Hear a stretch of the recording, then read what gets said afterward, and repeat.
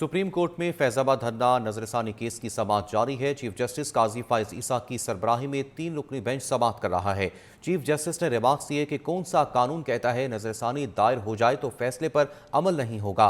क्या लोग कनाडा से यहां आकर धरने देंगे, कोई नहीं पूछेगा। एक शख्स बाहर से इंपोर्ट हुए और सारा मुल्क मफलूज कर दिया।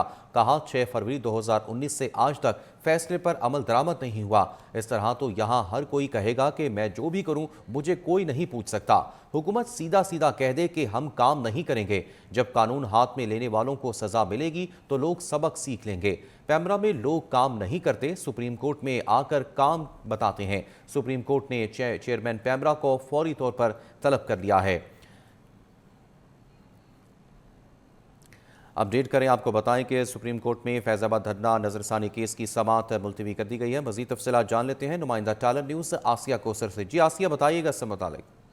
बिल्कुल, आज सुप्रीम कोर्ट में फैजाबाद धरना नजरसानी केस की जो है वो समाअत हुई और चीफ जस्टिस की सरबराही में 3 रुकनी बेंच ने जो है वो इस केस की समाअत की। आज चीफ जस्टिस की जानिब से बड़े अहम रिमार्क्स भी सामने आए और साथ ही साथ इस वक्त जो है वो चेयरमैन पैमरा को फौरी तौर पर जो है वो तलब कर लिया गया। यहाँ मैं आपको ये भी बताऊं कि साबिक चेयरमैन पैमरा अफसार आलम भी जो है वो कमरा अदालत में मौजूद थे। उन्होंने भी अदालत में जो है वो अपना अदालत के सामने मौकफ रखा।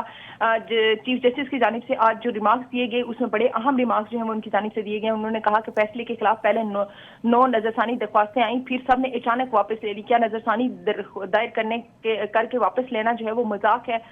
फिर उन्होंने अफसार आलम के हवाले से भी इस्तफसार किया कि क्या वो आए हैं, क्या पैमरा के साबिक चेयरमैन का बयान हल्फी पड़ा है। अदालत का पैमरा के वकील से ये इस्तफसार किया गया। साथ ही साथ जो है वो अदालत ने सीनियर वकील हाफिज SA रहमान पर भी इजहार बरहमी किया। उन्होंने कहा, अदालत ने कहा कि क्या आपको बयान हल्फी घर जाकर देते। अदालत ने DG ऑपरेशन पैमरा को रोस्टम पर बुलाया। उसके बाद उन्होंने चीफ जस्टिस ने रिमार्क्स दिए कि आपने काला कोट क्यों पहना हुआ है, क्या आप वकील हैं? काला रंग रूटीन में पहना है। DG ऑपरेशन से ये जवाब दिया था। चीफ जस्टिस की जानिब से ये भी कहा गया वो कानून तो बदल भी गया था लेकिन धरने वालों को का मकसद वो नहीं था। अटॉर्नी जनरल साहब, आपको पता है 70 साल का सबसे बड़ा दाग क्या है? जुल्फकार अली भुट्टो को फांसी दी गई, वो रेफरेंस नहीं पढ़ा गया। जस्टिस सदर मंडेला ने भी इस मौके पर कहा कि अवाम ने हुकूमत मुंतखब करनी है, मखसूस एलीट का काम नहीं है।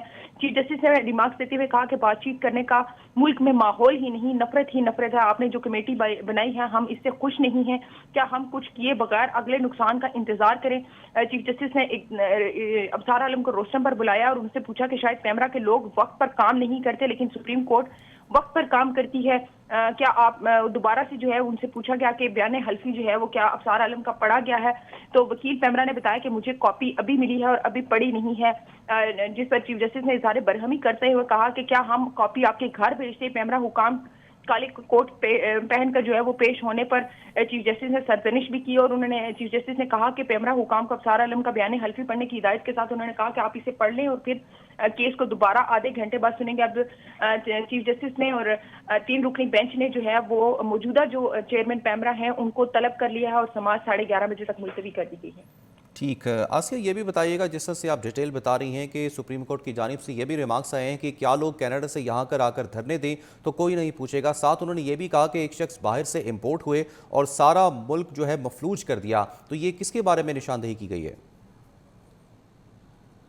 लेकिन जब माजी में कनाडा से जिन लोगों का हवाला दिया जाता रहा है तो उन्हीं का जिक्र जो है वो यहाँ पर किया गया है।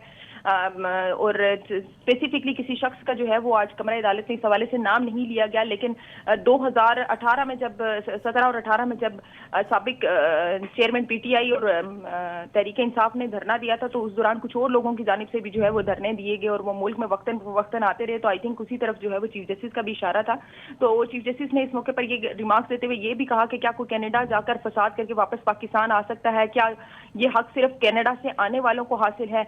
इन्हें कौन लेकर आया था? कनाडा से सबक सीखें। इन्होंने एक शख्स के कत्ल पर बड़े मुल्क से टक्कर ली थी। चीफ जस्टिस ने इस मौके पर यह भी रिमार्क्स दिए कि कनाडा वापस चले गए तो बताएं जिस काम के लिए आए थे क्या वो हल हो गया?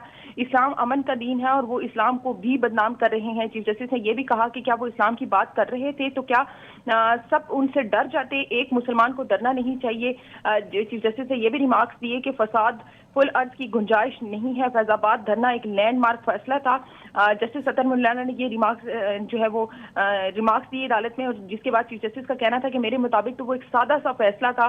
इस वक्त अच्छी या बुरी जैसी भी हुकूमत थी, वो अवाम की मुंतखब करदा जो हुकूमत थी वो मौजूद थी। चीफ जस्टिस ने यह भी कहा कि कोई गलत कानून बन गया तो स्पीकर को खत लिख देते हैं, ये आपसे गलती हो गई है।